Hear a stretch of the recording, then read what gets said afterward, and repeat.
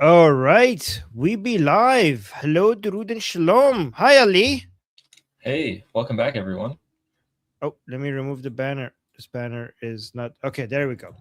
Okay, welcome. Well, yeah, welcome back. Like you said. Sorry, I We was have just rushing between so streams. Yo, we what have is it? Yeah, so tell many me. good, interesting points today, like that we can talk about. Like a lot of Okay. interesting stuff's happened. And we figured out, for example, today Brad Cooper cleared up a lot of misinformation. So the one that we were talking about, how the regime has a certain amount of missile launchers and missile left, he directly cleared that up.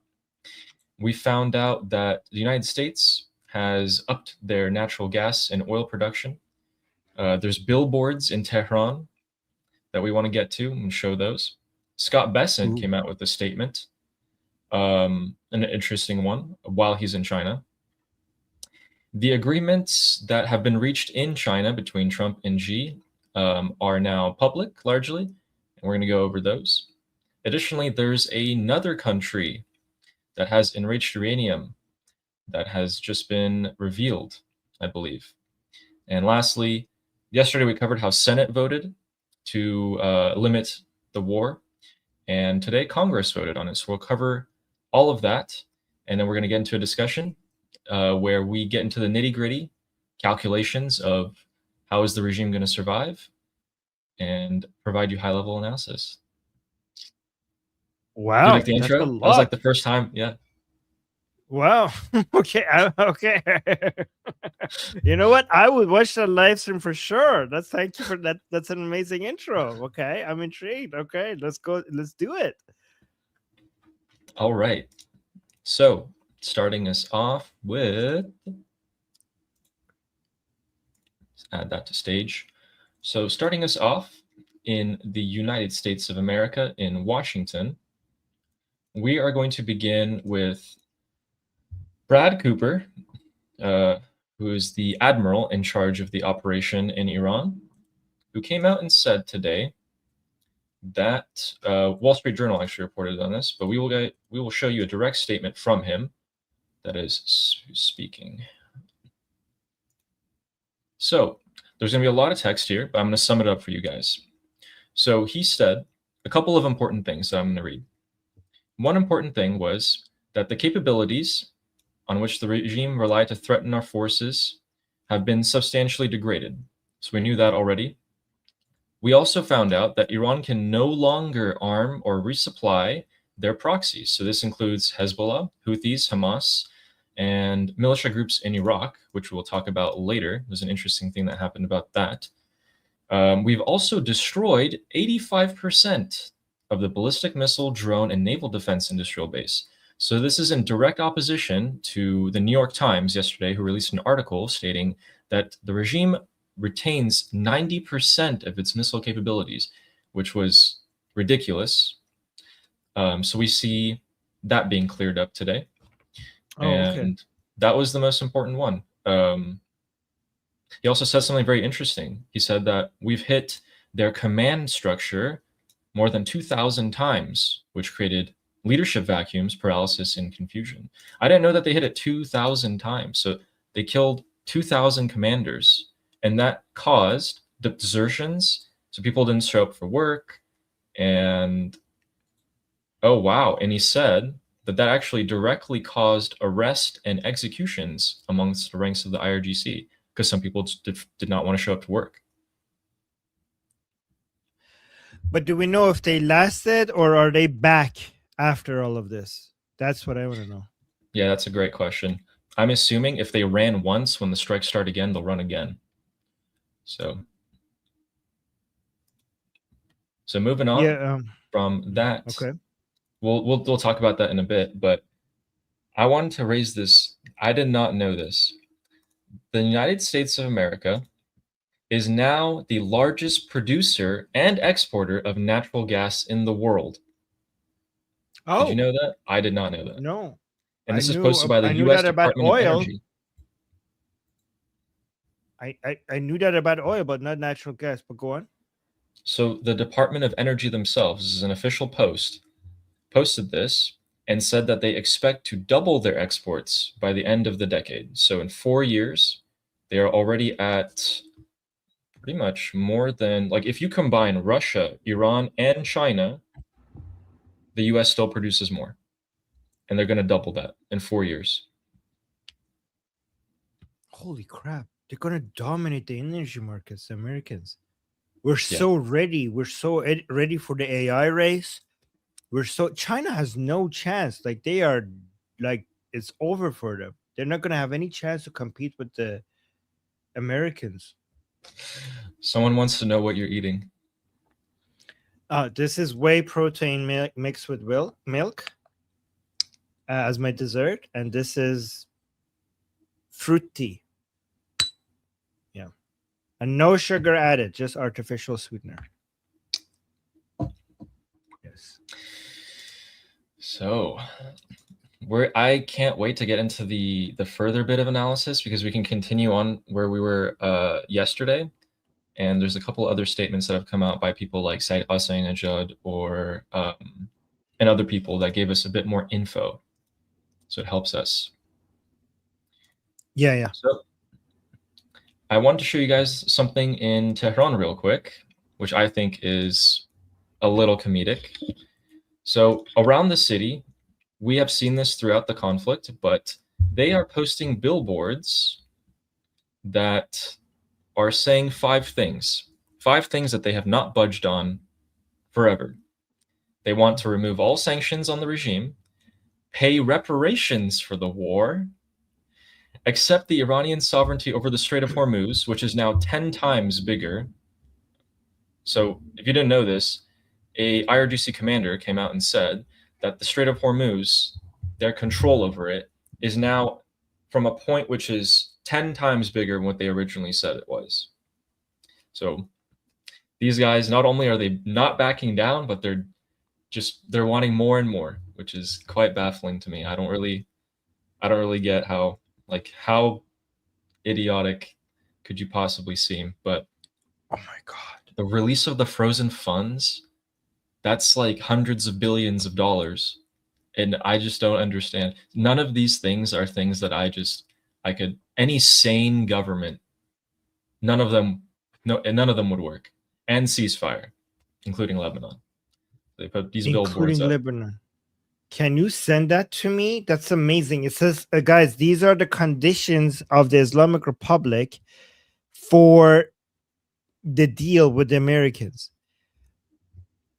Yeah, it's not just that the 5 together is retarded and America is never going to do that. Is that every single one of them separately by itself is no, like, absolutely not. Like, the United States is not going to accept a single one of them. I mean, they shouldn't. Removal I like this of little all Easter egg sanctions. hunt. You gotta like go through the city and find like number 1, number 2, number 3. Oh, they didn't put it all on this. No. So wait, so somebody passing by is not going to know what the 5 conditions are? You have to just drive around to see. Like, wait, what did they expect? Like, you're driving by, like, oh, that's condition number 2. Like, wait a minute, where's condition number? Now I have to know them all. Like, let's go around, let's go hunting for the condition. This is interesting. Number 3, برای پایان جنگ. برای پایان جنگ. So that's interesting that they're saying برای پایان جنگ. So for the continuation of the war. No, for the ending of the war. Oh. Yeah. Oh, wow. That's actually a brain fart moment. No. Yeah. Yeah. So we're saying that if you want the war to end, that's what, like, we will continue fighting against you unless you give us these things. I mean, I encourage that. I like that. That means that the deal is not going to go anywhere. And by the way, that them putting those billboards out there means that they're tying their hands. Like, this is the regime supporters putting these billboards out. That means that they're not going to let the regime agree to anything less than that. That means that the flexibility of the Islamic Republic is 0. That means that we're not going to see a deal between the Americans and the Islamic Republic. That means we're going to go back to boom booms. Yes, probably. So we have a interview clip from Secretary Scott Bessent, who has talked about some of the developments that have happened in China. I'm going to play that for you guys. The main loading facility for Iranian oil is a facility called Karg Island. We've seen that there have been no loadings in the past 3 days. We believe their storage is full. None of the ships are getting out. None are coming in, so they're not able to store oil on the water. So they're going to start shutting down their production. We can see that that's happening from satellite photos. But more importantly, Joe, exactly as you said, this is a diabolical regime. Thus far this year, they executed 40,000 people, many of them peaceful protesters. And so how do you deal with a regime like that? You squeeze them economically, and we believe we're at the point where soldiers aren't getting paid. They're not able to replenish their weapon stocks from abroad. So, I think that they are on their last legs, and the blockade, President Trump's blockade, has been a resounding success. I like that. They can't pay their soldiers. They can't get more weapons from abroad, and they're being choked out economically. They haven't been able to load up oil, so their storage tankers are also full. And he's right. Satellite imagery, I double-checked. It's actually been more than 3 days. It's been like about 5 days that no oil tankers have docked at Karg Island to load. Not only they're not getting paid, they're not even getting fed. Let me actually show you this video, if I could find it. I saw an IRGC posting a video, an IRGC member. Oh yeah, found it here. Look at this. Share screen.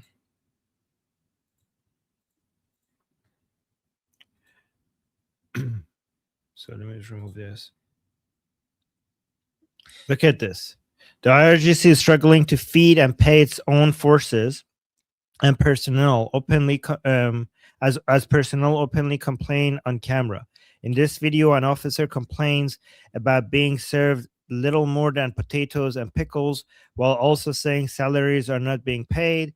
This comes as the Islamic Republic faces mounting economic pressure from mismanagement, corruption, war-related costs, and years of massive spending on proxy militias, regional operations, and security networks across the Middle East. Despite the regime's public messaging, moments like this are important indicators of growing internal financial strain and worsening liquidity problems under the US-led naval blockade and broader economic pressure campaign. So let's actually play this. Look at this.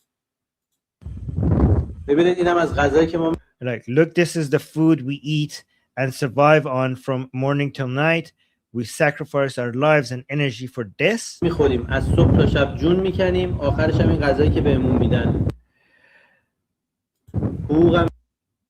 this is the food we get. Forget the salary, which is already nothing. Yeah, so they're getting half a potato salad, like yeah. But it doesn't have even the potato salad sauce on it. It's just like pickles. Yeah, it's just 2 ingredients. Yeah, I think that potato was also just uncooked. Was it? Oh, I don't know if that's edible. You got a question in the chat for you, saying, Ali, do you think with the lower missile count, Netanyahu will push for a decapitation strike, or is the blockade enough to finish the job? Nothing alone is enough to finish the job. I'll answer that part first. You need everything all at once to finish the job. And even if you have 9 out of 10 things, but the last thing is the Iranian people, like if you don't have that, you're still not going to finish the job. So you need everything all at once. And with the lower missile count, lower drone count, Israel wants to. They definitely want to. And they actually came out today, Katz the defense minister, said that they are totally ready. He repeated his statement about the green light. They're waiting for a green light from Washington, and they're ready to go. In fact, most Israeli commentators and political analysts think that this coming weekend, as soon as Trump leaves from China, is going to be the weekend that the strikes resume. So that's what's being said in Israel. Wow. Okay. And somebody is saying, what's wrong with pickles? There's nothing wrong with pickles. That was his entire lunch. Like, that was everything. Okay, so let me bring it back up, okay? Yeah. I love pickles. Okay? But this is his entire meal. So, if this was like a side dish, I would get it. But if this is my lunch, then yeah, no. Anyways. So there were more questions. Oh yeah, how do you want to respond to this? Angry Keyboard Warrior saying, what happened to the idea of using drones instead of arming the Iranian people? Wait, was that even a plan? That was never the plan. Yeah, there's no instead. It's just an addition. Like, again, everything all at once. Just doing one or the other, like, why would you even do that? Why would you limit yourself? Why would you lower your chances of success? Yeah. Oh, here's a good question. If this is what the officers are getting, what are the men eating? Yeah. I mean, what are the average people are eating? Because you need to keep your armed forces happy. Yeah, and this is a good response. Somebody's saying we need both. Exactly. We need both. Yeah, I don't know. Maybe they're spending their own money to eat. Yeah. No, but this food situation is horrible right now. Very bad. Yeah. I mean, I've heard from my friends inside Iran that people are not getting canned food, not just because of the food, but because they can't even produce the cans. That's how bad things are getting. Yeah, we actually heard that the plastic bag situation is bad too, because they hit the petrochemical plants a while ago. Yeah. Also, so many food items that come in plastic containers, they can't even get those food items on the shelves, not just because the food is expensive, but also because they don't have the containers that they usually come in.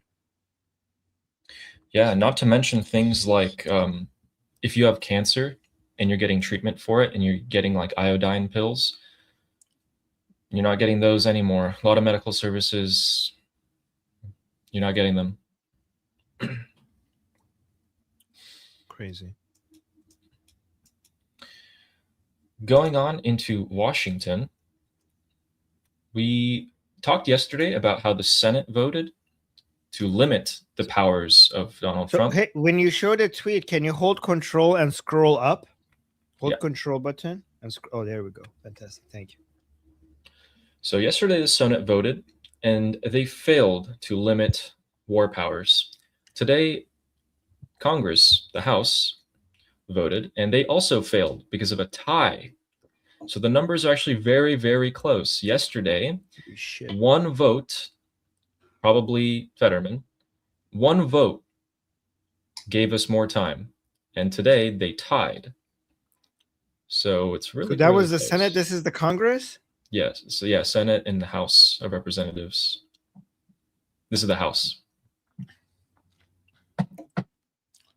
What would happen if they had the vote? Like, what would happen after? They have to start removing armed forces.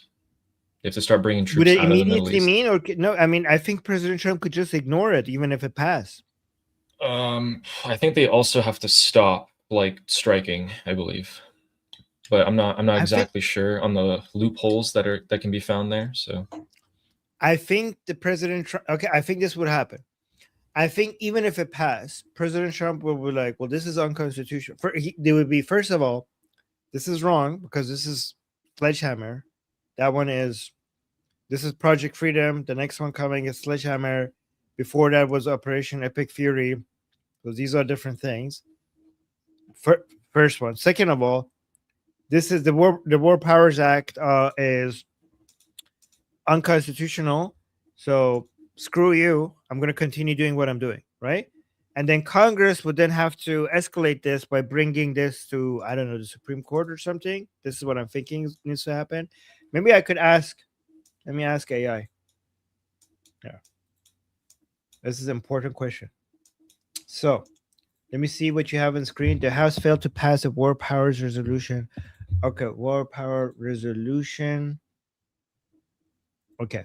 So if the Congress passes a war powers resolution to stop President Trump military operations against the Islamic Republic in Iran, could President Trump just ignore it and then continue with the military operations? And what would Congress be able to do if he did that? Get to the point. So I'm going to let AI think about that, and I'm going to read to you the results.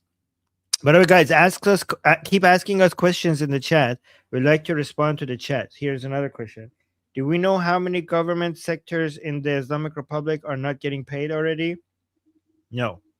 We just hear anecdotal reports regarding different people telling mentioning that they're not getting paid. Oh, here's what I know. Oh, I have first-hand information. So we don't have the answer to that question, but my friend who has a company inside Iran just recently messaged me, and he's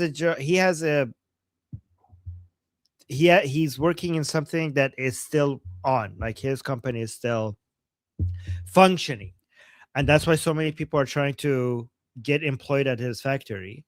And he told me that people who are from the military are coming to his company and trying to get a job. And he was surprised because he thought that the only job that should be secure right now is military jobs. So he was shocked that people from the military are leaving the military and trying to get a job with him, thinking like, why don't you have a job? So he was shocked about that. So in response to, can President Trump just ignore? So here, even if Congress passes a resolution to stop military operation in Iran, it isn't an immediate off switch. So we have a legislative process. Under the War Powers Resolution of 1973, Congress must pass a joint resolution to force a withdrawal. And also we have the veto power. Like any other law, the president can veto it. So the 2/3 requirement to actually make the resolution stick, Congress would need a 2/3 majority in both the House and the Senate to override the veto. As of mid-May 2026, with the Senate deeply divided and some Republicans like Senators, I don't know how to pronounce these names, still backing the administration, reaching that 2/3 threshold is politically almost impossible. So there you go. And then we have the Article 2 defense. If Congress did manage to override a veto, the president might still ignore it by claiming the War Powers Act itself is unconstitutional. So Trump's legal team and many previous presidents argued that Article 2 of the Constitution gives the president absolute authority over military operations. Interesting. Absolute. Okay. They claim Congress cannot use a simple statute to strip the president of his role as commander-in-chief once hostilities have begun. In the current conflict, the administration argues that the dual blockade of the Strait of Hormuz is a defensive necessity, not a war requiring new authorization. And so what could Congress do to stop him? If the president ignores the resolution, Congress is not totally powerless, but their options are unclear. So they have the power of the purse. This is the most effective thing that the Congress can do. Congress can pass a bill specifically defunding the war. They could say no federal funds may be used for fuel, munitions, or personnel for operations in Iran. By the way, this would be a very unpopular thing to do politically inside the United States, because once a war starts, if Congress uses the power of the purse to defund the war, they're basically putting American soldiers at risk. So that is a very politically risky thing to do. So, and then said, while the president can veto this too, this too is harder to ignore a lack of money than a written request. By the way, we're not even going to get there because of the two-third majority that they need. And then we also have judicial review. Congress could sue the president in federal court. That will take ages. However, the Supreme Court has historically been reluctant to get involved in political questions regarding war. That said, in February 2026, ruling in Learning Resources versus Trump showed that the current court is willing to limit executive power when it touches the power of the purse. And then we have, here's the thing, impeachment. This is the ultimate check. And this is why after the midterms, the Congress is going to have a lot more power over President Trump, like their powers will increase using impeachment. Okay. So if a president defies this, resolution over his, a law passed over his veto, it is a direct violation of his oath to faithfully execute the laws. I mean, I don't think this is a constitutional law, but Congress could argue that this is in violation of his oath to faithfully execute the law. Congress could move to impeach and remove him from office for a high crime against the separation of powers. Again, that would be unconstitutional. I don't think that would work. But I mean, the impeachment process, even if it doesn't work, could slow President Trump down because it will get his focus on that. And then we also, so that's it. These are the realities. What do you think about all of that? Yeah, I think the chances of that are really low. I mean, people are going to shred them apart, the senators or the congressmen, because like the troops are of utmost importance, always, all the time. And getting them to not have support, I mean, the Republicans are just going to tear apart the Democrats and any Republican who voted against it. But yeah, he might be bogged down. I mean, there's ways, there's checks and balances, but there's always loopholes. So hopefully this renaming of the operation is enough. But in speaking of the operation, I think everyone wants to know what just happened in China, because President Trump is going to leave soon in I think a few hours. Let's go to that. Let me just clarify. Roman Vikings is saying, what do you mean by learning resources? I think that was that's just the name of a company that was in that lawsuit in the high courts. So that was just the name of a company. All right, let's go to China. All right. So in China today, we have had a ton of interviews that have come out, and I've seen them. And there was one that particularly piqued my interest. There's a 30-second clip of President Trump speaking to Sean Hannity on what they have agreed in China. He would like to see a deal made. He would like to see a deal made. And he did offer, he said, if I can be of any help at all, I would like to be of help. Because, he did say that. Yeah, he did say that. And look, anybody that buys that much oil has obviously got some kind of a relationship with him. But he said, I would love to be a help. If I can be of any help whatsoever, he'd like to see the Hormuz Strait open. He said, if I could be of any help whatsoever, I would like to help. So I thought that was funny because he mentioned that like 4 times.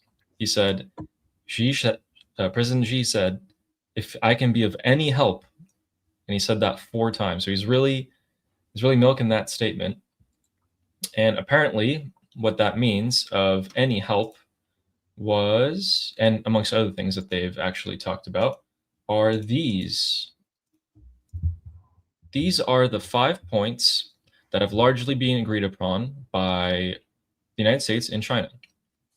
We're going to cover the first one in a bit, but basically they're going to buy more soybeans, which I didn't expect, but it makes sense.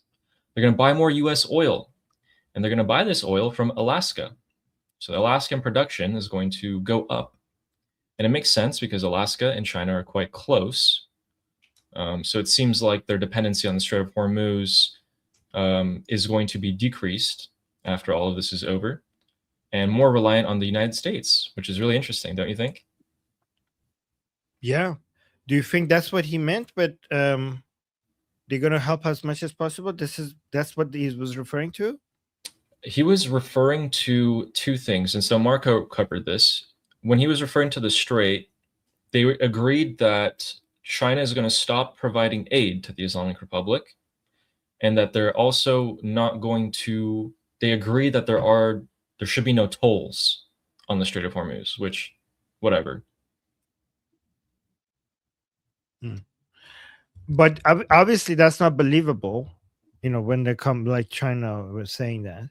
Let me see. Chinese President Xi has agreed to the following for President Trump. Do you believe that they're going to do all of this, or there's just talk? Like, give the U.S. anything Trump needs for Iran? I mean, I don't believe that. I don't believe they're going to do that. Buy more soybeans? I mean, they might do that. Buy more U.S. oil? They have to do that. Buy more LNG? They need that. Buy 200 Boeing jets? Yeah, they might do that.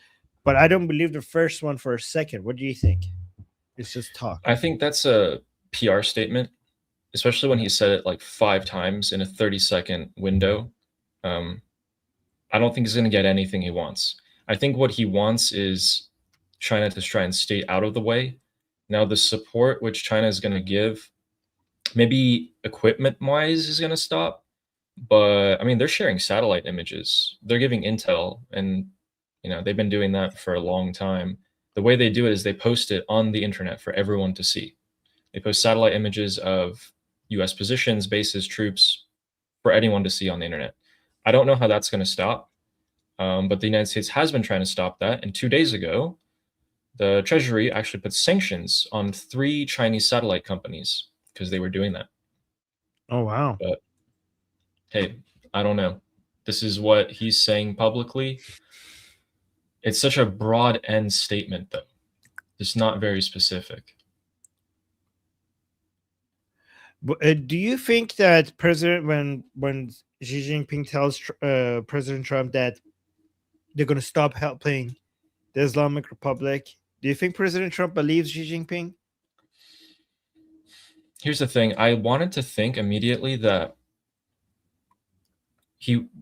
Trump wouldn't have left without a promise, like some sort of assurance, and the assurance would be we're working towards like the same interest kind of assurance. But at the end of the day, you could break things like that all the time, so you can break promises or things like that all the time, and they happen. So I'm not sure. I think we have to see. Yeah, let me play the video. Tell me what you think about this part. So what do you guys think? You think President Trump believes? Tell us in the chat. Do you think President Trump believes Xi Jinping? Look, listen to this. The issue, and you've been asked about it, and you've spoken about it, and that is China's support of Iran. How big a discussion was that today? We discussed it. I mean, when you say support, they're not fighting a war with us or anything. No. He said he's not going to give military equipment. That's a big statement. He said that today. That's a big statement. He said that strongly. But at the same time, he said, they buy a lot of their oil there, and they'd like to keep doing that. He'd like to see Hormuz Strait opened. I said, well, we didn't stop it. They did it, and then we stopped them. Sort of interesting. He joked. He said, it's sort of, if they stopped it, then you stopped them. But they'd like to see it opened. But they actually closed it. He didn't like the fact that they're charging tolls. I don't know if they are or not. I don't know who would pay them. I mean, where do they put the money? The country's decimated. They're charging tolls. Where's the money going? The issue. So yeah, what do you think about that? Most people in the chat think that no, he's not going to believe Xi Jinping, and say, why would you believe the enemy? Oh, this one. That's Trump. Trump is leveraging Xi, not trusting him. What do you think? Yeah, so largely these discussions between foreign leaders they take place with some sort of promise, and hopefully the promise is backed by something concrete. But in the case that China does break their promise and does provide military equipment or other things, then, well, this is a PR move at the very least, I guess. China does have a lot of soft power around the world. Their reputation matters to them. Could be something, but I'm not really banking on that. I don't really see too much on, like, for example, I think that Xi said that he's agreeing we won't give them military equipment, and yes, no tolls, Strait of Hormuz, whatever. We want to see it opened. I think he's saying that just because he sees that the regime is actually about to fall. I think he knows that the U.S. and Israel are going to strike again and finish it. And he sees at this point onwards, it's not really worth it to invest more into the regime to get more of the US capabilities out. I think he's done it, and now he's just getting what he can out of it, which is agreeing and getting in Trump's good terms to get an oil deal, liquid natural gas, tech, all of that.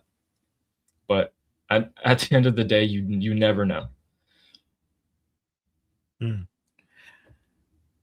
Yeah, I mean, you don't need to trust anybody. You could just also calculate what's in their best interest, and the best predictor of their behavior is what is in their best interest rather than trust, obviously. So, for example, the oil, if they're going to buy a lot of Alaskan oil, that puts China at, like, that's leverage for the United States in the future with China. Same thing with natural gas. Same thing with if they're buying more soybeans every year. All of these things are technically leverage that could be used in the future. But assuredly, remember, they brought 16 CEOs, right? So Apple's like CEO of Apple, Nvidia, Elon Musk, other people came out. And those guys undoubtedly compared notes with their counterparts in China, compared to where they are, and made some sort of, maybe they're putting out tentacles to see, hey, where's my competition at? Where am I at? So on that front, I don't know. I don't think our tech is going to be very, like, working with them a lot. But in terms of industry, I think that's a requirement. So all these tech companies that were in China and all these other companies, the CEOs of all these other companies, China has something they want. Okay. China doesn't have the technology that America has, but China, even though United States has the biggest customer base in the world, China has a huge population that all of these companies would love to be able to sell to. Okay.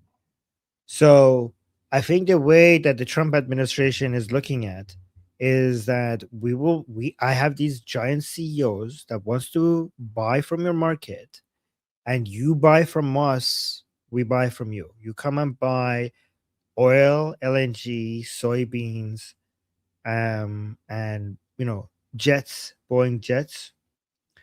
By the way, be careful with those China. Those Boeing jets. I don't know if they fly. But you buy from us, we buy from you. The problem is that a lot of from the tech sector, the sale is limited. Like, obviously, we don't want to give China AI chips, the ones that they can produce themselves. We don't want to give them access to that. But almost everything else in tech is sellable to China. China has created its own like tech environment in China, trying to become self-reliant when it comes to tech, and these US companies don't like that. These US companies think that they have missed out on a big portion of the global economy by not having access to the Chinese market.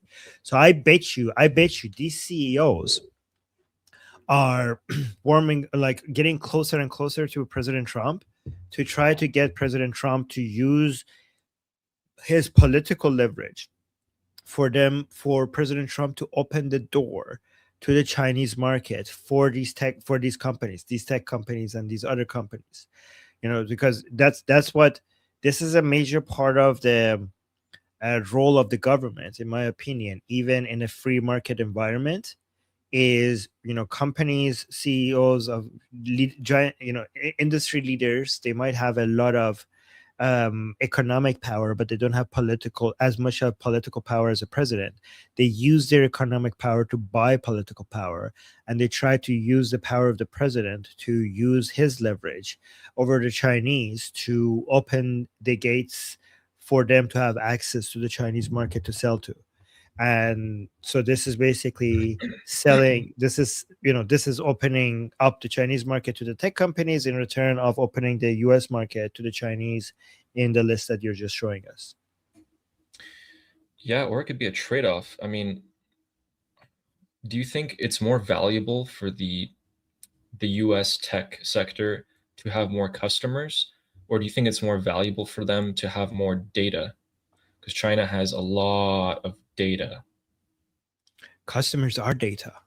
Technically, the people are not the people using a lot of this tech. Many of the times they're not the customer. Many times they are the data, right?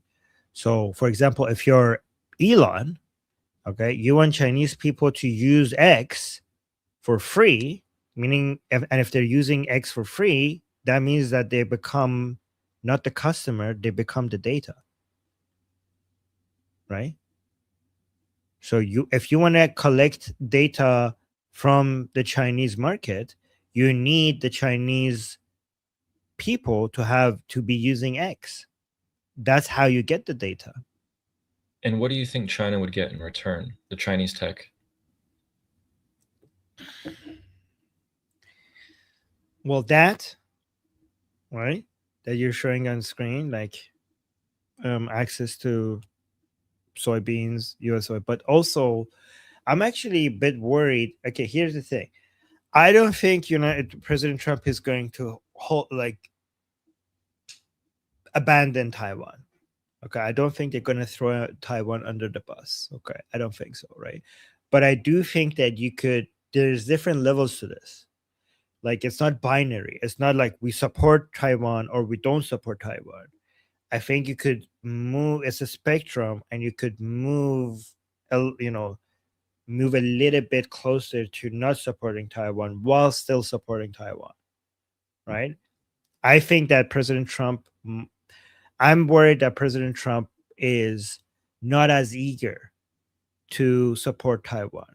I mean, again, it's U.S. policy to support Taiwan, so we're not going to abandon them. But I do think that President Trump is more willing to go easy on the Taiwan support talk. I agree with that. I think Taiwan knows that perfectly well. They've been taking countermeasures for that, actually. Okay.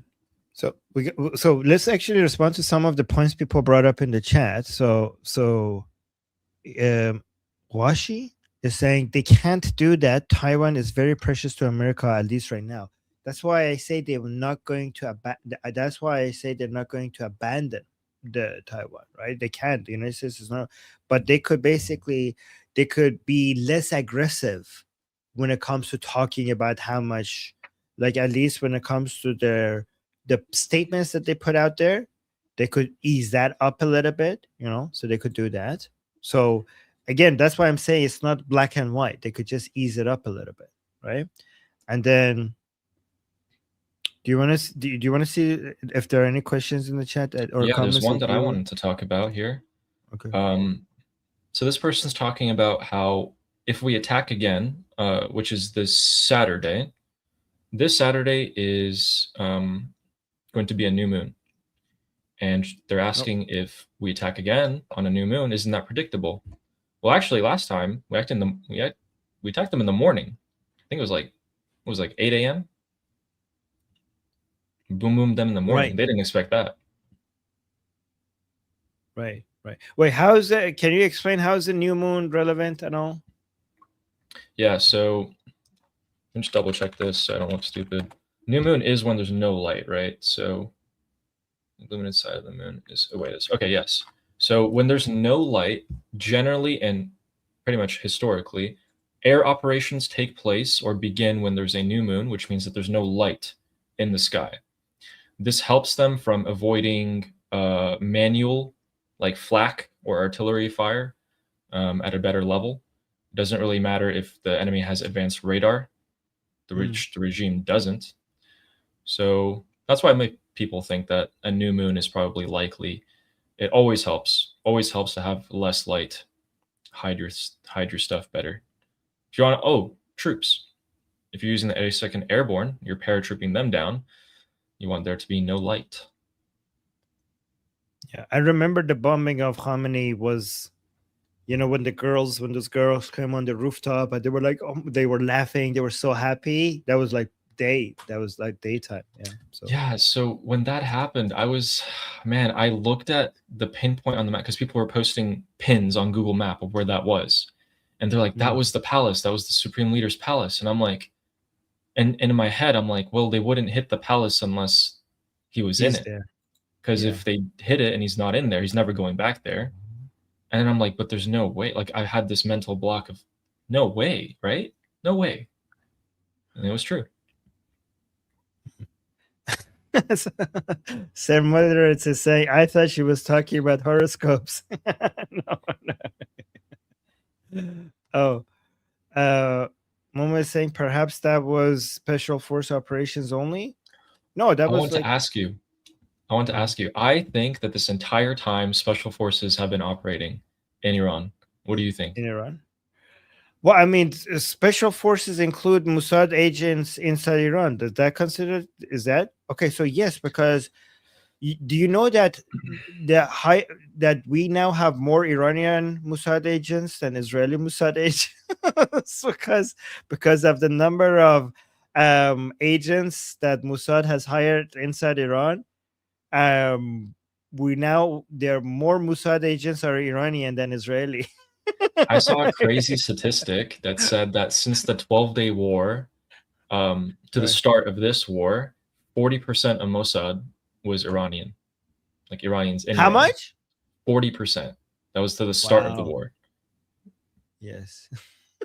That's crazy. That's crazy. Wow. But do you think those gas leaks, maybe some of them are special forces? Yeah.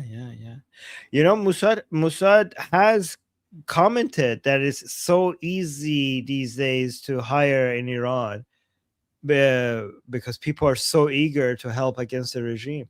It's so easy. Yeah, they have too many applicants to go through. That's their problem. Like, they have a Telegram channel where you could actually send your applications. Like, they tell you the most secure way to send your applications to Mossad.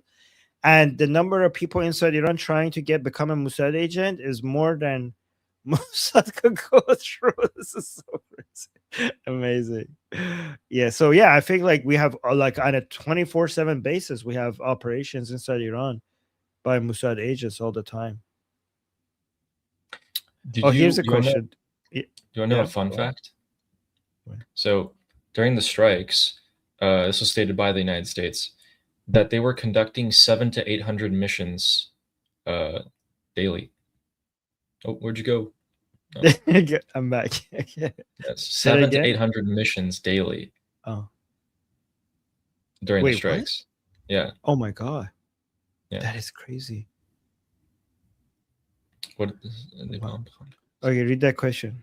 Is it true they bombed Khamenei when he was eating breakfast during Ramadan? It was during Ramadan, right? It was during Ramadan, but how do you know he was eating breakfast? There's a lot of rumors about that specific time. So we know that he was meeting with like advisors, and then his family was there. And then it went so far as to some people saying that Mujtaba went outside into the yard to smoke a cigarette. And that's why he wasn't immediately obliterated. Like, that's how far people are going with it. So I don't know. Yeah, I don't think we know. Also in Islam, you're allowed to eat breakfast during Ramadan if you have health issues. So keep that in mind as well. But hold on. We just got a few new updates. Do you want to see? Yeah. Okay, let's remove this here. Okay, look at this.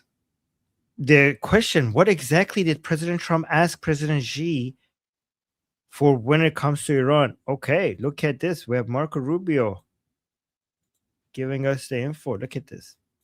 What exactly did President Trump ask President Xi for when it comes to Iran? He didn't ask him for anything. I mean, we're not asking for China's help. We don't need their help. But he raises the issue. We raise the issue to make clear what our position is. and to make it clear so they understand, because I mean, it's logical we would talk about it given how dominant that issue is. Our position is very clear. Iran cannot have a nuclear weapon. And that's what they were, they were on the verge of building a conventional capability where they had so many rockets, so many drones that you couldn't do anything against them. They would hide behind that conventional shield to do whatever they wanted with their nuclear program in the future. That's why the president chose to act. In response to that, Iran has decided that they're going to take an international waterway and turn it into theirs and charge tolls for it. We're not going to allow that to happen. And that's why there's a blockade. It's a direct result So here, of what they've done. What exactly? so the answer is like, we didn't ask him to do anything because we don't need them for anything. Wow. What do you think? What do you think about that? I mean, he's not wrong. I mean, Rubio is the most direct, straightforward person. Usually doesn't play any games, and he's not wrong. We don't need them, nor were they going to help. I mean, they're not. Chinese ships aren't going to show up in the Strait of Hormuz. So, yeah, we don't need their help, but we do need them to stop helping. Maybe he's omitting that part. Someone asked if I, where was it? Have you talked about Iraq already? Oh boy. Do you know what happened in Iraq today? What? No, tell me. Let me share here. Let's bring your screen. So what in happened? Iraq today? So Al-Zaidi is now the prime minister, from what we know. And this is a guy who we mentioned is being pulled on both sides. He's being endorsed by the United States and he's being endorsed by the IRGC. And as you all know, in Iraq, there are a lot of parliament members who are pro-militia, so IRGC-related militia. And some of them were actually physically blocked, at least initially, from getting in to vote. And there's a lot of scuffles, how do you say it? Scuffles that happened today in the parliament. One of them being this, which is a little funny, I think. But essentially, there's a lot of rumors coming out that some of them weren't even allowed to vote. Some of these pro-IRGC parliament members just didn't vote. So wait, can you zoom in on the caption? Scroll, control scroll. Zoom in, control, scroll up. Oh yeah, okay. So fistfights broke out on the floor of Iraq's parliament as lawmakers voted on Prime Minister Ali al-Zaidi cabinet. 14 of the 23 ministers were confirmed before the decision was suspended. Al-Zaidi was chosen by Shia parties and has received support from President Trump, despite his proximity to pro-Iranian factions. I've heard he's cooperating with the Americans to get rid of the militias. Is that true? That's what the U.S. wants him to do, and I think he probably did whisper some promises of that, which is why he's getting U.S. support. But at the same time, the Ghani came to Baghdad a couple of days ago, and he left again. And yeah, al-Zaidi's being pulled on every direction. So what I did think about this, though, was that isn't it kind of similar to the situation with the IRGC? He's saying that some of them are moderates and some of them can be talked to. And now he's doing the same thing in Iraq. They're just kind of, I mean, they're literally physically fighting at this point in parliament. So I guess it's kind of working. Oh, you're saying that he's trying to divide them? Yeah, because if they were unified, then maybe they can go help the regime. But maybe a few words from Trump does a bit more damage. I mean, they've been bombing. Iraq's been getting hit this entire time. Even a couple days ago, there's still more explosions in Erbil, which is Iraqi Kurdistan. Both the regime and other suspected to be, either Israeli or U.S. jets have been bombing the area for a while now. So. Okay, here, look at this. Let me see what I can figure out. Well, while you figure that out, I'm going to tell people about another country that has enriched uranium. Are you guys ready? Any guesses into where it is? Because it's right here. So we haven't heard What? about Venezuela in a while, interestingly enough. But today, the United States Department of State released a statement. Oh, God. X. So, with the help of the United Kingdom, the United States, with the IAEA, removed highly enriched uranium from Venezuela's research reactor, their only nuclear reactor. Interesting. Very interesting. What the hell? People are going to start talking about Iran now. They're going to be like, "Oh, Iran and Venezuela had such close ties. Enriched uranium, interesting." Why were they enriching uranium to that level? Like, let alone that question. How did no one know about this? I didn't know about this. Saying it was a research site. Researching what? How to build nuclear weapons? Yes, it was people saying, "What the fuck? Did we know about it? Like, was it in the media? Like, I didn't know about it." Well, they released this statement today. For research purposes. That's from the movie Day. For peaceful purposes. Sure. Yeah. So this material is going to be disposed of in South Carolina as soon as possible, like probably Yeah, within this week. Momo is saying, Ali, you are up on all the news. Yeah, you're right. Like, you have eyes everywhere, Ali. That's pretty impressive. Yeah. I spend actually too much time keeping up, but it's worth it. I didn't know any of this. I didn't know about Iraq. I didn't know about Venezuela. That's good. You know what? We should just like check in with you all the time. This is Yeah. great. Okay. I'll have a little segment. So yeah, that was Plot crazy. Tickets. People are saying, "Oh, oh, no! Are you gonna pull that Starrise up? putting a ticket." Oh, Yeah, no. yeah, Okay. Maybe. $7,000, right? Yeah. Well, yeah.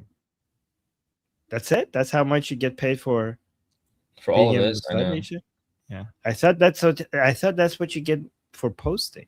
That's for being a Mossad. I'm pretty sure you get paid more for being a Mossad agent. Neilban is saying the research purpose is to answer the question, can we build a bomb? Oh my god, I love that. Let's research that. I mean, technically, then anything could be a research, like a bank robbery could be a research experiment. And the question to that research is like, can we successfully rob a bank? That's research, right? Yeah, you can just try it. Anything can be research. Right.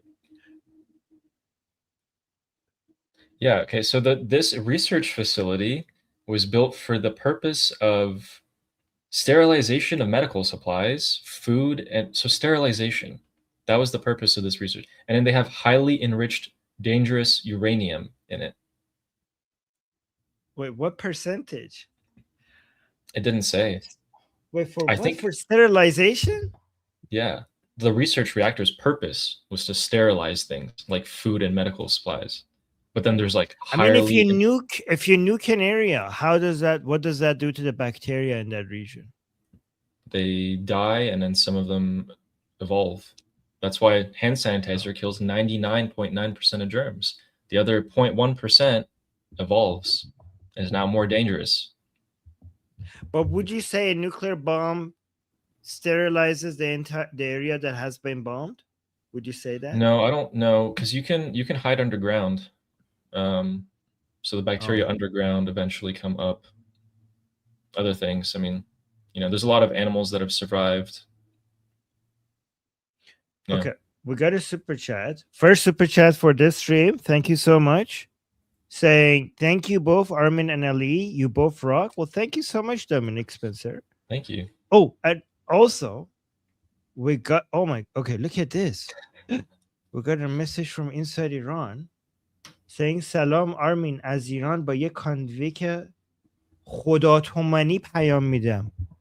اولا اومدم بگم خیلی دوست دارم. Oh my god, guys, this is Saint Ali. He's saying that I got like a configuration that you have to pay God dollars, like God tumans for it, like very, very expensive. So, guys, this is somebody from Iran that paid so much money to be able to just send this message to us. Okay. Here's So another he's saying message.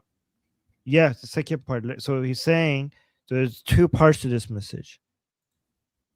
First is saying I'm paying so much to be able to come here, pay money, because guys, remember the internet is cut in Iran. And the only way to get to internet is to be able to pay so much money to use like special VPNs that the internet mafia is selling. So he's saying, first, I came here to tell you that I love you so much. Well, thank you. I appreciate that. That's very sweet. And then let's go to the second. This is a 3-part message or 4-part message. And it says, second, دوم اینکه چرا در کانال فارسی هیچی نمیذاری. It's like, second, he's asking me a question. Why aren't you putting anything on the Persian channel? I'm not going live on the Persian channel because most of my audience on the Persian channel is from inside Iran. So it wouldn't make sense for me to put shows there. Maybe I don't know. I will do it. I don't know. It's just that there is not what, like, most of the internet is cut in Iran. So what do I do? Ali, do you want to do some shows in Persian? Yeah, we can do that. Oh my God, I got to tell you this story. I joined the Persian Discord, and I've been talking with them for like a while, but so for those of you who don't know, I was born and raised in the US. While my Farsi is fluent and it's really, really good, especially compared to other people who were born and raised here, there are like technical words that I just don't know. And when I don't know something, I just, with full humility, will ask, like, I don't know what that means. Like, can you tell me?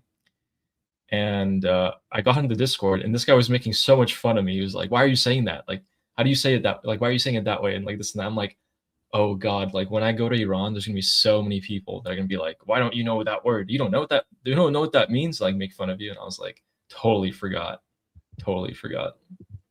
So I thought That's that was fine. funny. People are forgiving with that, right? But let's continue with his message. So let me tell him. So ببین من به این دلیل کانال فارسی نمیذارم، به خاطر اینکه بیننده‌ام تو ایرانن. الان ایران اینترنت قطعه. برای چی؟ خب برای همین. حالا ولی سعی میکنم که با علی برنامه فارسی هم بذارم، ولی برای همینه که بیشتر دارم سعی میکنم که کمک بکنم با برنامه انگلیسی. البته برای خودم هم عجیبه، ولی در این 3 ماه که ویدیوتون رو دیدم خیلی خیلی دلتنگت شدم. He's saying it's very strange to me, but in these 3 months that I haven't been seeing your videos, I missed you so much. Okay, you know what? You're making me want to make more Persian shows. I will make more Persian shows. No, I don't know when, because I'll try to figure out a way. Okay, I'll try to figure out a way. واقعا یه لحظه با خودم گفتم کاش آرمین یه ویدیو بذاره. He's saying I was telling myself all this time that I wish Armin would put a video on. You know what? I'm gonna put a show at some point for the Iranian audience, even though there's like basically nobody watching. But I will make a show. In Persian. So باشه میذارم، ولی بیننده نداریم به خاطر اینکه اینترنت قطعه. برای همین وقتمون رو میتونستیم یه جای مناسب تر بذاریم. بگوان علی. علی، آرمین دقیقا مثل شاهزاده است. اگه یاد باشه حرفاش میگه که تنش اینجاست ولی روحش هنوز تو ایرانه. هر روزم راجع به ایران فکر میکنن. اولین چیزی که فکر میکنم که بلند میشه ایرانه. Oh, thank you, Ali. And then his other part of the message is راستی این مدت که ندیدم خوشتیپ شدی. Okay, thank you. PN البته خودت صلاح رو بهتر میدونی، اما اگه دونستی بخش فارسی هم بذار. چشم. Okay, he's telling us the price for internet. $1 برای اینترنت گیگابایت. ها؟ $3 برای 1 gigabyte. Okay, $3 for 1 gigabyte of internet. $3 for a gigabyte. So in Iran, that's like very expensive. God damn it, very expensive.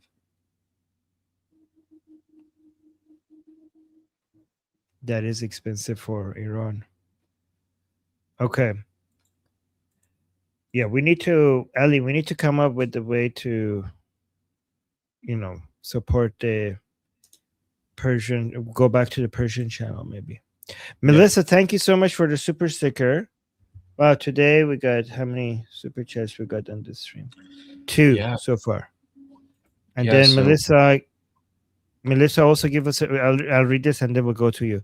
Melissa also saying, wish I had the source, but I've seen something maybe 2 months back about Venezuela and Iran and uranium. It was a pastor. Oh, okay. I haven't seen that. So Melissa is more up to date than us then. If she has How seen would a this already. pastor know? That's so interesting. Huh. Yeah, I don't know. Yeah, he's right. So 1 gigabyte of internet, $3 or 450,000 toman. $8 for 3 gigs, $12.5 for 5 gigs, $23 for 10 gigs. That's the current rate. And I know because I tried to buy it. Oh wow. You did what you did? I tried to, and the only way you can buy it is with crypto. Like if you buy crypto here and then send that crypto to someone's wallet in Iran, they give you a link, which is then able to be sent to the person who you want to give a VPN to. So they need to have internet access, but then they get VPN that allows them to have this many gigabytes of access. Oh, interesting. That is like so many people have given up on the on internet completely. There is one other thing that you guys can do, which I have done. If you are trying to get into contact with someone in Iran and you already know someone in Iran, so this only works if you already have someone that you can reach, then you can tell them to go to a telephone shop where they buy like mobile phones, and there's lines they can buy that allow for international calling, which is still a thing that still works. That is how I communicate with Iran. But only they can call you. You can't call them. How do you answer this? Roman Cabbage is saying, do you buy that directly from IRGC? These people, their identities are hidden.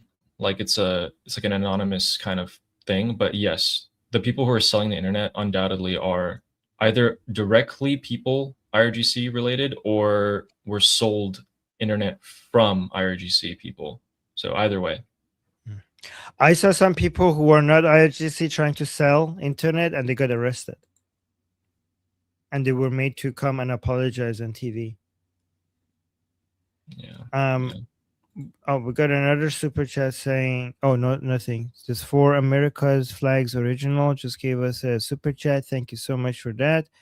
And Sarah is saying, why am I not able to spend a super chat? Can any YouTube nerds help me? I don't know. I'm not monetized. You can't send me one. Wait, are you on Ali's channel? His actually, that's a good segue to advertise your channel, huh? Because yeah, the reason why you can't buy super chats on Ali's channel is because his channel is not monetized yet, and we need to get him to 1,000 subscribers so that his channel can get monetized. And let's go and show his channel. Let's remove this. This is Ali's channel. I'm going to put the link to his channel in the chat. So guys, go subscribe to him so we could get him to 1,000 subscribers so he could monetize his channel. What do you think about that? I got to change that profile picture, I feel like. Yeah, you got to change that profile pic. What is this? It's weird. No. Yes. So he is 118. Oh, thank you. You got a new sub now. Whoa. Okay, Ali. Oh, Ali is going to start a YouTube channel too. The other Ali. The Ali, Iranian Ali, saying when Iran is free, I'm going to start a YouTube channel. Yeah, no, so should, man. Yeah, you should. But, Oh, guys, look at this. We got to four super chats. Chicken Bird 69, nice. Is saying thank you for everything you do. Much love from the Midwest USA. Well, thank you for supporting us. Oh, we got to 5 super chats. Look at that.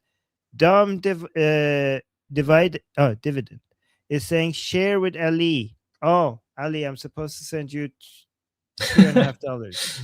Okay. let's why don't you just save it, and then when I'm monetized. No, But but you even know then, what? guys, I'm gonna like, you don't hold have on to this until Iran is free, and I'm gonna give it physically to you once Iran is free.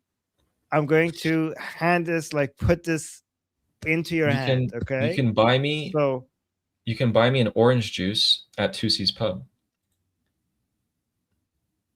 okay. Well, what if it's more than $5? I doubt it. Okay. But I like this comment, because that's actually what I was thinking before Armin was like, you should make a YouTube channel. I was thinking, okay, I'll make one when I go to Iran, and then it'll be the type of videos where it's like, the title will be I moved to Iran, and then the thumbnail is like me walking out of the airport, and I start the video by being like, the Islamic Republic has fallen, and I can finally return to Iran, a country I haven't seen in blah blah years, things like that. And then I show you guys that. Like, I'm gonna do a ton of that. So at that guys, point, subscribe to Ali because on his channel, because you're gonna see him going to a liberated Iran and documenting his experience after he gets there. like, immediately, Oh. which is Oh. it's like, you guys should do that too. In fact, you guys should walk up, okay, with, I don't think you'll get visas or whatever because it'll be too soon. So just fly to Iran. You're in the airport. You walk up to the border protection customs, right? And it says the Imperial, like Imperial Iran. Okay. You walk up and you're like, hey, clerk, I want to be an Iranian citizen, or I want to be let into the country. And they're like, what gives you the qualifications? And then you guys pull up all of your political activism on Instagram, Twitter, YouTube, and everything. And you go, here, and they'll let you in. I promise. Okay, we got a question. Look at this. By Roman Vikings 95, saying thoughts on the increasing US government debt. I have a lot of thoughts about this, but what do you think? I'm just gonna summarize it, and I don't know what's gonna happen with it. I think you either just reset it or start a war, or I don't know, something drastic, probably. I think we're going to be fine. I think I might be so wrong about this, but I think that, okay, so when companies, if you can see that the future cash flow is really high, right? Then increasing your leverage by getting debt makes actually a lot of sense. In fact, it would be irresponsible not to go into debt. So imagine if you're a company and you see there's a huge opportunity, okay, that it will increase your cash flow significantly. At that point, the best thing you could do is to go into debt to invest in that opportunity as much as you can, because the future cash flows from the investments that you're raising from going to debt is more than the interest payments that you have to make on your debt. I think that's where we are at with the United States. I think given AI and robotics, the future cash flows from tax and everything else the United States is going to see in the future is significantly high, which justifies, and not only justifies the amount of debt that the United States is in right now, it makes it necessary. It would make it actually irresponsible not to be in so much debt, because that means that you're not actually investing, you're not basically moving money from not so profitable areas to the areas where all of these opportunities are. So I think it makes sense to be in this much debt, given the opportunities that we have for United States with the with technology, with AI. And I think that the cash flows from all of those from US market, from US industries, will increase so much with technology and AI and everything else, that would more than pay for the interest payments that we have right now. Foreign investment would mitigate it too. Yeah, I mean investments in everything globally. I think we're gonna see a huge boom coming. Ali also said, Rusty Armin, چرا اسم کانال عوض شد؟ Yeah. So Ali's saying, why did the name of the channel change? Well, because we're not talking God and religion anymore, and we're talking politics all the time. So we did a rebranding so the branding of our channel matches the conversations that we have right now. And Ali, I think that maybe we should do this rebranding on the Persian side as well. And I don't know what to call it though. Let me know if you have any ideas. Yeah. Oh, yeah. We got another super chat saying Payande Iran means long live Iran from Melissa. Thank you so much. Yes, Payande Iran and Javid Shah. Oh my God, you have it. Wait, you had this all the time? Why don't we see it? Why is it not in your background? I can't hang it up without like putting a nail into it, and then I take it to the protests, so I need to have it like handy in a whole thing. Well, just get a flag stand that you, so in a way that you could True. like it could be seen like this, right? Like just bring it closer. Oh, well, that looked better in my head. Yeah. Yeah, that's good. Yeah, it looked better in my head, but hey, I'll leave it at that. All right, that's good. That's good enough for now. But you could do better. You could do better.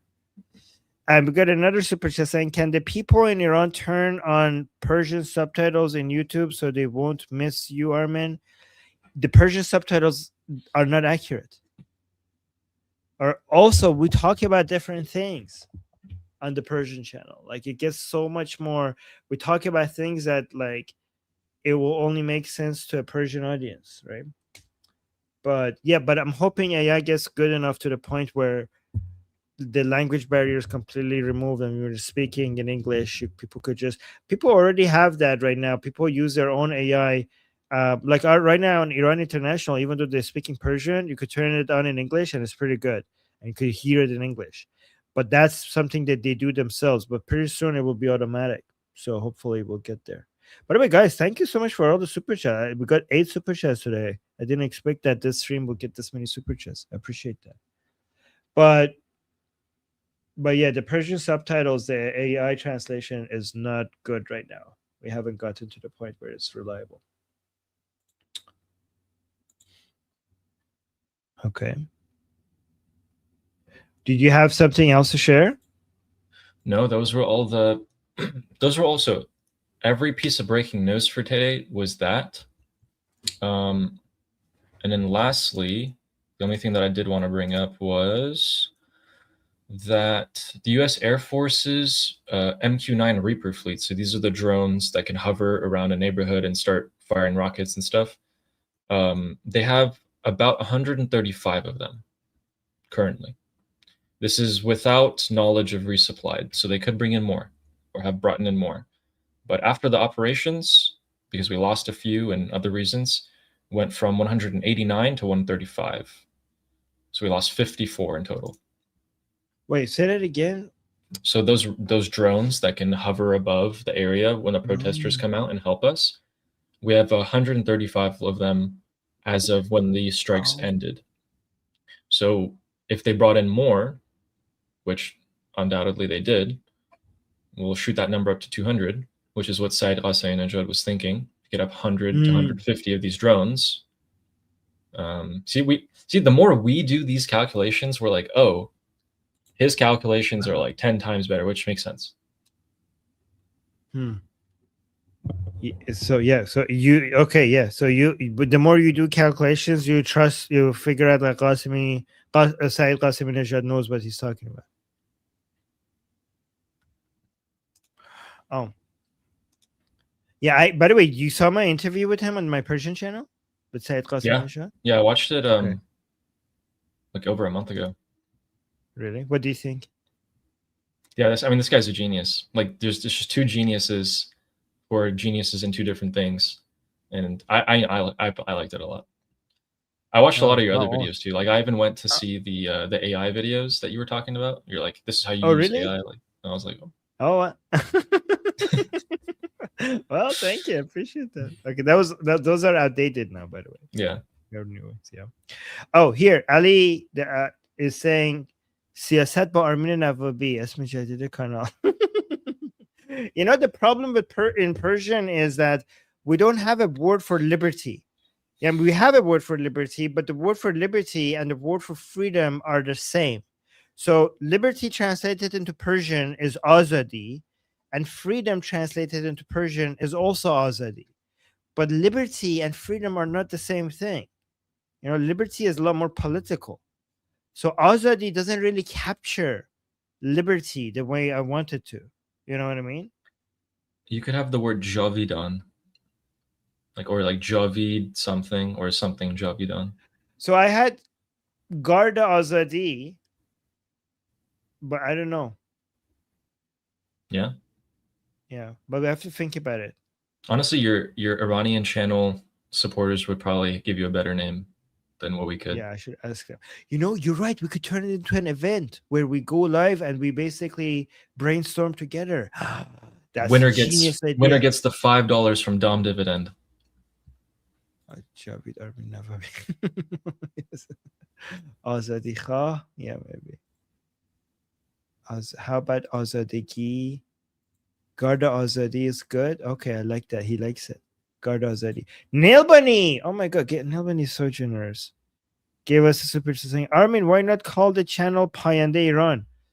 Well, because so many, it needs to be something unique. So people find you with that name. Payande Iran is so common that it's not unique to your channel. Like Payande Iran, like who would find your channel with the name Payande Iran? Like people, it will take them everywhere else except my channel, right?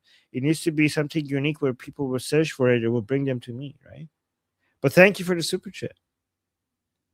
Guys, we're at 9 super chats today. Amazing. Garda Azadi. I think Garda Azadi is good. We should just call it Garda Azadi, which means like the Guardians of Freedom. How about Siyasat Azadi? Interesting. Would the average American understand the Iranian channel with AI? If the AI gets good enough, like Armin said, but I don't know if they would understand the humor. Like some of the things, there's no way the humor would transfer over. You know, at some point, AI will understand the nuances and the culture of each society and their own jokes and their own humor. And when the AI at some point will translate in a way that it captures the meaning, understands the context, understands the jokes and the cultural references within a society. And then when it translates it, it does the best job to capture most of that in the translation. That's when you know AI is good. And I know we're going to get there. I know AI is going to get to the point where it's translating Persian to English. It will understand everything that is being said in Persian with the cultural context, with the everything. And it will not just translate it word by word, but translate that with all of that in mind. We will get there. Hope so. Yeah. I also hope you could just put a hearing aid earpiece in and be able to talk to people in real time out in the real world. Yes. I think I think that we already have that. But but it's not that. Yeah, we have the earpieces where it translates in real time. Hmm. Yeah. Yeah. And not only it translates in real time, it isolates people. And when you like when a crowd of people where multiple people are talking, if you face somebody, it basically silences everyone else, and it just captures their voice and translates only that. Yeah, I didn't know Oh, that. Sadai Azadi is I nice did. too. Yeah, I Sadai saw Azadi. that. That's not bad. The voice, The voice of freedom. voice of freedom. I like that. Ooh, maybe we go with that. Sadai Azadi. Ali is saying so. Sadai Azadi means voice of freedom, so that would be a good channel name. Ali is saying فقط منتظرم رژیم سقوط کنه از ناشناس بودن در بیام خسته شدم انقدر حرفامو قورت دادم. Oh, Ali is saying I'm just waiting. So Ali is talking to us. Ali is one of my best friends, by the way. Inside Iran, one of my best friends inside Iran. He's saying, I'm just waiting for the regime to collapse. I'm so tired of being anonymous. So, guys, I like after so many years of being friends with Ali, I don't even know his real name. I don't know what he looks like. Many of my friends inside Iran that I've been friends with, friends for them in years, never knew what they look like, never know what their real name is. And Ali here saying, I'm so tired of being anonymous. And I'm so tired of swallowing my words, basically not in public, not being able to say the things I want to say. You know, Ali, like I'm talking to you now. One thing that happened when the Operation Epic Fury started, so many of my friends inside Iran started sending me their pictures and their real names because they were telling me, like, Armin, if I die under bombardment, this is who I am, this is what I look like, and this is my real name. Tell the rest of the group in Discord that this is who I was if I die. Because we're friends for so many years, but we don't know what we like what they don't know what they look like and what their real name was. So I have a whole bunch of pictures and names of Iranians on my phone that if one of them disappears, I'm supposed to tell the other people, like, this is what this guy was, this is what his real name is, this is what he looked like. So I have to hold on to those. Yeah. Oh, and we got our 10th. Oh, we got 10 and 11. Vashi. Oh, you changed your name. You need to tell me what your original name was so that I know, because I forgot. You changed your name to tell me what you were before. And Vashi is telling me name suggestion. Does Chakosh a moment? No. Shut up. So Hammer, he's saying here's the name. This is the most offensive thing, by the way, you could say to Iranians. Okay, so the name suggestion is hammer and sickle and turban. These are the most offensive symbols to Iranians: the hammer and the sickle and the turban. Wait, I like this. Yeah. Aren't those bad words? Yes, those are bad words. Wait, who are you, Vashi? Vash. That's like a Kiovash. Usually people name Kiovash. But he's my admin, so I should know him. But he changed his name. Oh, no. So now I don't even know who he is because you changed your YouTube name. Oh, or maybe because because now I'm seeing the handles instead of the names. That's why. No, he's joking, guys. He's joking. Don't get angry with him. And then Neil Bunny gave us a super chat saying, "Getting to goal of 10. Woo! Thank you." G is pronounced she. Isn't it? I think she's she? saying that for me. I was having trouble with that. I actually noticed I know how to say one thing in Chinese. I know how to say it's okay or like it's fine. It's mei sure. Mei sure. But how do you say G? She, apparently. She. No, how do you say it before that Neil Bunny is correcting you? Like with a J. G is correct. Guys, it's G. Is it not she? Am I wrong? Have I been saying it wrong all my life? Okay, well, we need to actually listen to Neil Bunny. Yeah. Because she's been working, 6.5 years working for a Chinese company. Okay. Okay. She it is. Say it right now, Bunny. Okay. Mei sure.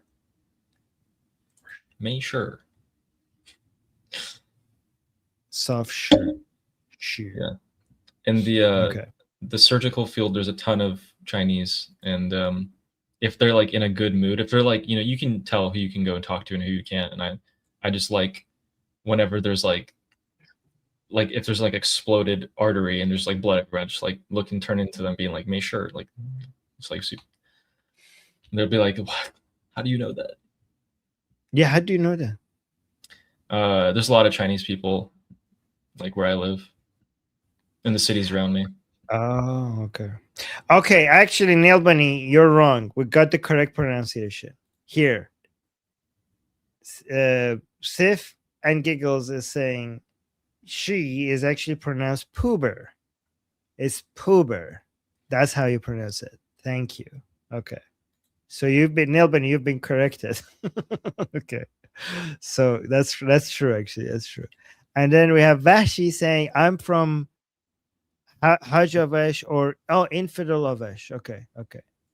Thank you for letting me know. And thank you for the super chat. And Ali is saying, I miss Sohail, Amir, Sarah, Nima, Sword, and other guys so much. Guys, this is our Persian Discord crew. We haven't been together for a long time because of the internet cut in Iran. Oh my god, I miss our crew. Okay, yeah. We're gonna bring the crew back together again somehow. I don't know how. The internet is cut. But Sohail has internet, right? Oh my god. Okay, poo with an H. Okay, yeah. Oh, okay. One more thing, and then آرمین دقت کردی موقع انقلاب خمینی اولین I don't know how to pronounce چگراهای دینی تو ایران به وجود اومدن و امروز اولین راستگراهای بدون دین. Oh yeah, so guys, yeah, we'll talk about that later. I'm not going to go into that detail because that will open a whole new can of worms. Ali, do you want to add anything before we go? No, that was everything. Yeah. Guys, please subscribe to Ali's channel. Okay? Ali's channel. We're trying to get him to 1,000 subscribers. Wait, press the refresh button. We just jumped up another like 15 people. Wow. Oh, 15 people. Oh my god. We're at 534. We're trying to get to 1,000. Okay? Putting the link in the chat. And let me actually highlight the link so that you guys could see what Also, the handle is. Yeah. You guys know how Armin has his own discussion group? So I host segments every 3 days. The next one being tomorrow, 6 p.m. Pacific time, 9 p.m. Eastern. Yeah, you get the drift. Also, the AI picture of me looks so funny. It looks so uncanny. All right. Wait, no, it's fine. It looks exactly like you. I'll show it. But guys, so you know about our discussion group, right? So let me put the link to the discussion group in the chat. You could also scan that QR code over there to get to the discussion group. The link is also in the description. So once you come to our discussion group, go to the calendar section, okay? And then you can see, so the ones that are open to everybody. So these are premium and VIP. So the premium VIP, they're less crowded. There are less people there. But these open discussions, they're a lot more busy, okay? Because it's open to all. So on days that you have open discussions, you have 2 open discussions. One is at 12 p.m. Pacific time, which is me hosting it. So that's me looking all badass and everything, right? And then you have at 6 p.m. Pacific time. Then you have this Ali. Ali also is hosting his. So tomorrow at 6 p.m. Pacific time, Ali is hosting his discussion group. If you want to join and go and talk. So all of you could go and talk to Ali. So if you want to come talk to me tomorrow, by the way, guys, tomorrow is open to all. If you want to come talk to me, you come here and you click on this link to join the discussion group with me. And all the other people there. And if you want to talk to Ali at 6 p.m., you click this link and then you click on this link and you join the discussion group there and you could talk to Ali. Right? Yeah. So, yeah. Which is fun. Cool. Yeah. See you guys there tomorrow. come, guys. This discussion group is getting really interesting. Like we're turning this into an incubator for people who want to fight for liberty, and also people who just want to have discussions about politics, right? Oh, look at this. Ali is so handsome. Wow. Okay. Well, if you want to come talk to Oh, Ali, man. you know what? Let's okay. Okay. Well, you could come talk to Ali tomorrow at 6 p.m. I like how Okay. the profile picture is her biting her lip. It's funny. Yeah, oh yeah, it's like yeah. Yeah, you're right. The comment matches the profile Oh, pic. man. Yes. But Okay. tomorrow we could talk. We could go back to nerding out tomorrow, Yes. unless we just cover the news again, which was also good. Well, it's up to you. You lead the way. Okay. This is your Yeah. segment. So you're in charge. And if I Yes, sir. take it in the direction that you don't want, you could bring it back to where you want it to. Okay. Oh, I think it flows pretty naturally well. Hmm? Oh God. Yes, it flows naturally. Yes. Oh. More math. Yes. Yeah, I like the math segments that we have. But we shouldn't call it math. People hate it when you say math. Other than nail bunny, people run away, right? Yeah, we gotta So you hide have the to- vegetables. Yes. So if it's like if we're calculating anything with regards to, for example, the economy, let's say, guys, let's look at the money. You shouldn't say let's look at the math. You have to say let's look at the money, right? Or anything like whatever math related that you're discussing. When you want to tell your audience about it, you don't mention math. Mention the thing that you're calculating, right? Oh, let's look at the numbers. Yes. Okay. Sometimes. But anyways, you know what? Let's call it math. We want to, it's okay. We're going to lose some audience, but we want to gather nerdy people here anyways. Like we want to basically attract the nerds. So let's call it math. It's okay if we turn people off. It's okay. All right, guys. Don't forget to subscribe to both our channels, Liberty Politics and Ali Samani. It says Samani, right? Yeah, Samani. When I say Samani, that's more like the American version of it, right? Yeah. Yeah.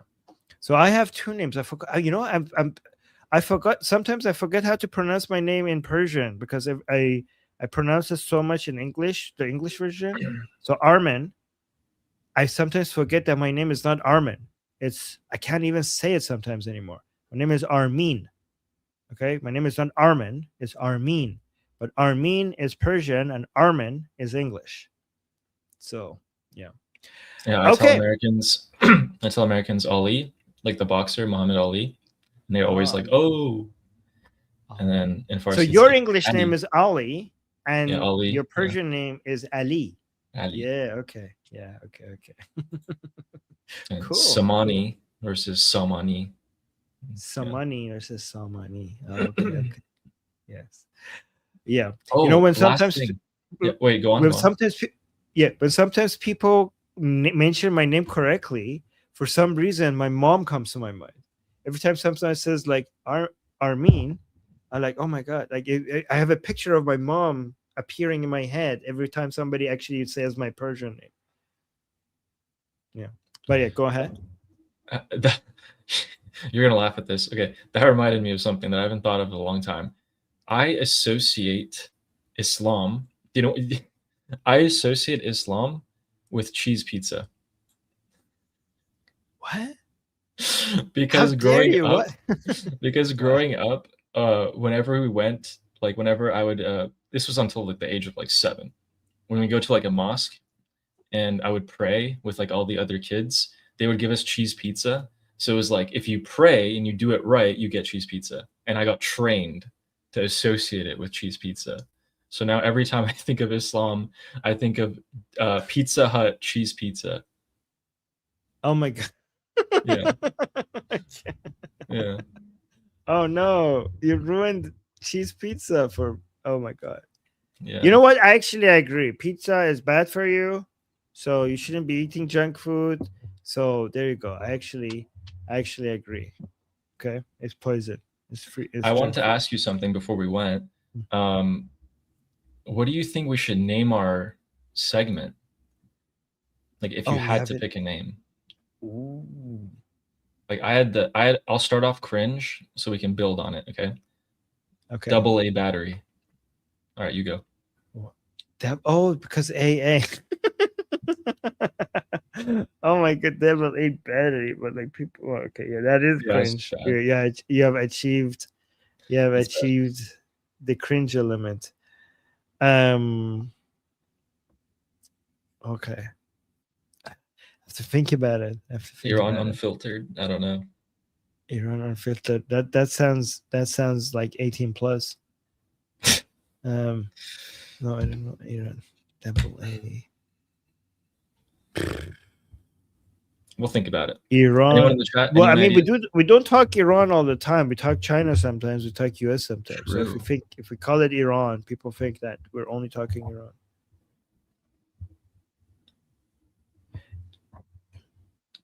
The A team. I like that. Anonymous alcohol. Wait, how did that? What was that? This is funny. Double A is also associated with process. Okay. Yeah, okay. Not good. Not good. Double A's, not D's. Yeah. Yeah. Okay, I'm looking All right, at this the is getting comments. worse and worse in the chat. Armin and Ali gone wild. Islamers Anonymous. Almost anything with Armin and Ali. Oh, that's good. Almost anything with Armin and Ali. Nerding with Armin and Ali. Nerding. The nerd team. No. We'll see. Yeah. Yeah, it's that's a very small broad size. That's why the people don't think of it.